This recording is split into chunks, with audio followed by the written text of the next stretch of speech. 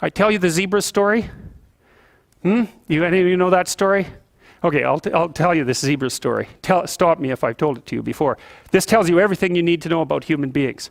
So it's worth knowing. Okay, so zebras have stripes. And people say, well, that's for camouflage. And then you think about that for 2 seconds and you think, that's a really stupid theory because lions are camouflaged and they're like golden like the grass. And zebras are black and white, so you can see a zebra 5 miles away. It's like, there's a zebra, it's black and white. So the whole camouflage thing, that's just not working out so well as a hypothesis. Okay, so biologists go and they decide to take a look at some zebras. And so they're looking at a zebra on the herd because there's no zebra, right? Just like there's no fish. There are schools of fish and there are herds of zebras. There isn't a fish. This is why I think the cod aren't coming back. There are no cod. There are massive 100-mile-long schools of cod, 10 stories deep, 20 million years old. You wipe out the school, you don't just get to throw a cod in the water and say, well, you know, off you go. It's like, well, where's my city? It's like launching you in the middle of a field. It's like, well, go out there and reproduce. It's like, no, that's not going to happen, you know?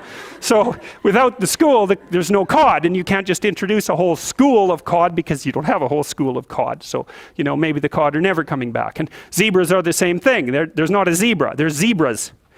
And so you're looking at the zebras, trying to study a zebra, and you look at the zebra and you make some notes and you look up and you think, oh, Christ, which zebra was I looking at? And the answer to that is you don't know because the camouflage is against the herd. And the black and white stripes. There's a variety of reasons for the stripes. Flies also seem not to like the stripes, but you know, usually things evolve for multiple reasons. But anyways, it's very difficult to parse out a zebra against the herd. You look down, you look up, it's like, uh-oh, all those damn zebras look the same. Yes, the camouflage is effective, but it's against the herd. All right, so then you think, well, we better identify a zebra so we can see what he's up to. So then you take your Jeep, and a can of red paint and a stick with a rag on the end of it, and you drive up to the zebras and you paint their haunch red a little bit, put a nice red dot on their haunch, or maybe clip their ear with a cattle clip. And then you stand back and you think, hey, I'm pretty smart, now I'm going to watch that zebra. So what do you think happens to the zebra? The lions kill it. Right. Because lions, they're smart, right? Hunting animals are smart. But they have to identify a zebra before they can organize their hunt. They can't just hunt the whole herd. They have to pick out a zebra. And so maybe it's like a zebra that's got a sore hip or something. And so you think, well, nature's kind. It just takes the weak. No, zebra or lions like really healthy, delicious zebras. But they look like all the other healthy, delicious zebras, so they can't get a bead on them. But if they're small and just born, or if they're limping, or there's something that identifies them, then the lions can pick them out. And then they do pick them out. And so the rule for human beings is keep your damn stripes on so the lions don't get you. And I'm telling you, man, if you want to remember one thing from my class about human motivation, that's a good thing to learn. People camouflage themselves against the herd, and they like to be in the middle of the herd, which is what fish do, by the way. If you have a big school of fish, the smart, healthy, large fish are in the middle of the school. Because you know what you call fish on the outside of the school? Bait. Right. So that's what people are doing. They're trying to move into the middle of the herd all the time. And the herd moves around, or the school moves around, and people are going, well, I'm in the middle. I'm staying in the middle here. So I've got this protective ring of people around me so the predators don't pick me out and do me in.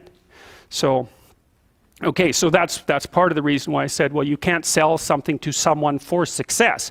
Because you're thinking, well, people are aiming at success. Don't be thinking that.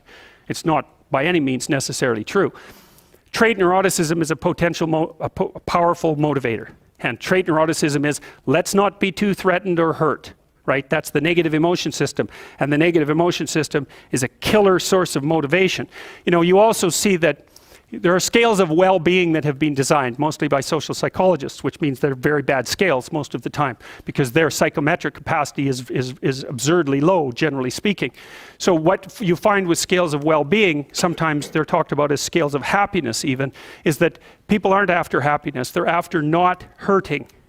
It's not, so they don't want to be extroverted and enthusiastic, right? And bubbly and full of smiles and laughter. That isn't what they mean by I want to be happy. What they mean is I don't want to be anxious or in pain. And so well-being scales tend to be something like emotional stability plus extroversion. But the big loading is on emotional stability, the reverse of neuroticism. You want to avoid suffering. You don't want to be happy. You want to avoid suffering. And one way to avoid suffering is not to let the lions gnaw on you. And one way of doing that is to stay in the middle of the damn herd.